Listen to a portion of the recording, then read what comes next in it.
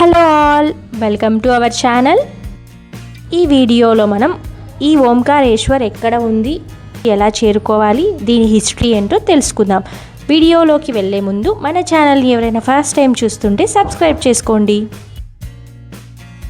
మేమైతే మార్నింగ్ 5కే ఓంకారేశ్వర్కి అయితే ఉజ్జయిన్ నుంచి స్టార్ట్ అయ్యామండి. ఉజ్జయిన్ నుంచి ఓంకారేశ్వర్కి 140 కిలోమీటర్స్ ఉంటుంది. అరౌండ్ 4 to 4.5 hours టైం అయితే పడుతుంది మనకు. మేమైతే ప్రైవేట్గా క్రూజర్ అయితే మాట్లాడుకున్నామండి. మాకు అప్ అండ్ డౌన్ 6500 అయితే ఛార్జ్ చేశారు ఫర్ 11 people.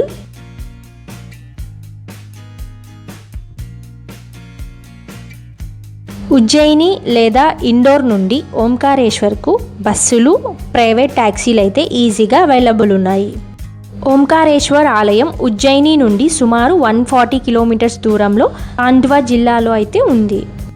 నర్మదా నది తీరాన ఉన్న మాందాత లేదా శివపురి అనే ద్వీపంలో ఈ ఆలయం ఉంది.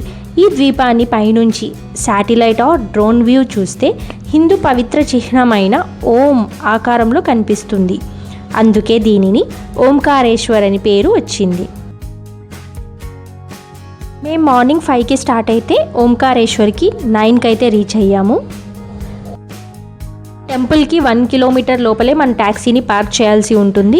లోపలికైతే మన వెహికల్స్ అలౌ చేయరు. అక్కడి నుంచి ఆటో అవైలబుల్ ఉంటుంది, లేదా ఈజీగా వాక్ చేసుకుంటూ కూడా వెళ్ళొచ్చు. మేమైతే టిఫిన్ అయితే చేయలేదు. టిఫిన్ ఆప్షన్స్ అయితే ఇక్కడ చాలా తక్కువ అండి, మన సౌత్ ఇండియన్ సైడ్వి.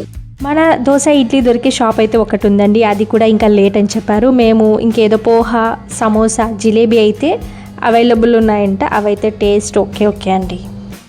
ఇదైతే టెంపుల్ మెయిన్ ఆర్చ్ అండి, ఇక్కడి నుంచి ఎంటర్ అవ్వాలి. మనం టెంపుల్కి వెళ్ళాలంటే నది దాటాల్సి ఉంటుంది. సో దానికి మనం బ్రిడ్జ్ యూజ్ చేసుకొని అవతల సైడ్కి అయితే వెళ్ళాలి.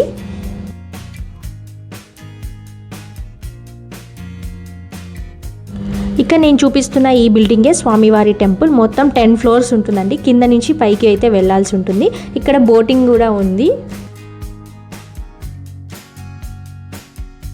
మేము ఓంకారేశ్వర్కి సండే అయితే విజిట్ చేసాము. చాలా రష్ అయితే ఉందండి. అక్కడ వెళ్ళి టికెట్స్ చూస్తే స్పెషల్ దర్శనంకి దొరకలేదు. ఓన్లీ ఆన్లైన్లో 2 days ముందే బుక్ చేసుకోవాలంటే మీకు వెబ్సైట్ ప్రొవైడ్ చేస్తాను. ఎవరైనా వెళ్ళాలి అనుకునే వాళ్ళు త్రూ వెబ్సైట్ ద్వారా ముందే బుక్ చేసుకుంటే బెటర్ అండి. మాకైతే ఇక్కడ దర్శనం అయితే 6 hours అయితే పట్టిందండి. మా టైం అంతా ఇక్కడే అయిపోయింది. ఇంకా ఈ టెంపుల్ హిస్టరీకి వస్తే, నారద మహర్షి మాటలతో వింధ్యా పర్వతానికి తన గర్వం తెలిసి వచ్చి శివుని అనుగ్రహం కోసం ఇక్కడ పార్థివ లింగాన్ని ప్రతిష్ఠించి కఠోర తపస్సు చేసింది. శివుడు ప్రత్యక్షమై జ్యోతిర్లింగ రూపంలో ఇక్కడ స్థిరపడ్డాడు.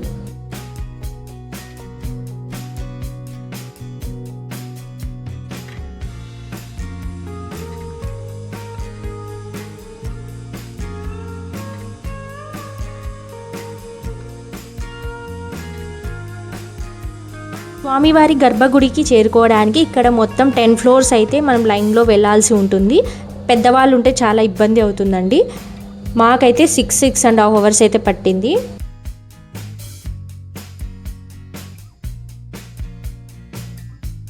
నర్మదా నది దీపంలో ఉన్న ఓంకారేశ్వర్, నదికి అవతల ఒడ్డు భూభాగంపై ఉన్న మామలేశ్వర్ లేదా అమరేశ్వర్ ఆలయం. పురాణాల ప్రకారం ఈ 2 లింగాలను దర్శించుకుంటేనే సంపూర్ణ జ్యోతిర్లింగ దర్శనం ఫలం దక్కుతుంది. సైడు ఉన్న టెంపుల్ని విజిట్ చేయడానికి ఇలా బోట్స్ ఆర్ కేబుల్ బ్రిడ్జ్ సహాయంతో వెళ్ళొచ్చు.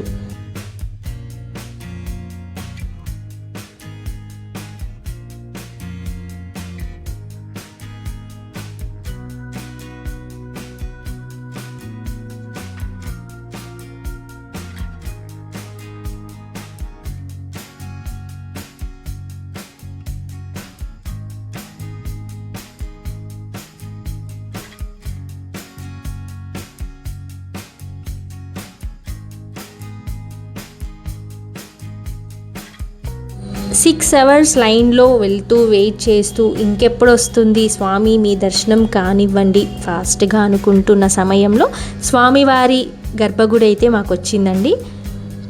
మేము దర్శనం అయితే బాగా చేసుకున్నాము. మీరు కూడా చూడండి. మాకు వీలైనంత వరకు చూపించాము. ఆ రోజు ఫుల్ రష్గా ఉంది.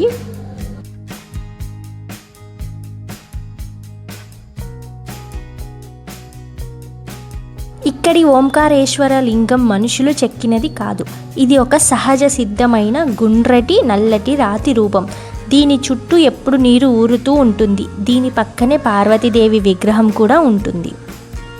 మాకు 9:30కి వెళ్తే 3:30, 4కి అయితే దర్శనం అయితే కంప్లీట్ అయింది. బయటికి వచ్చేసరికి ఫుల్ వర్షం అండి. 1 అవర్ ఆగలేదు.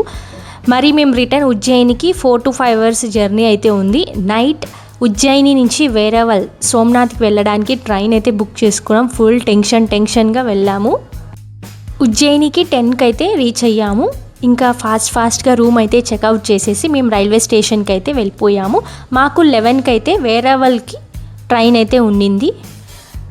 నెక్స్ట్ సోమనాథ్ వీడియో అయితే వస్తుందండి. ఆ వీడియో మిస్ అవ్వకుండా చూడాలంటే మన ఛానల్ని సబ్స్క్రైబ్ చేసుకోండి. Thanks for watching. Bye bye.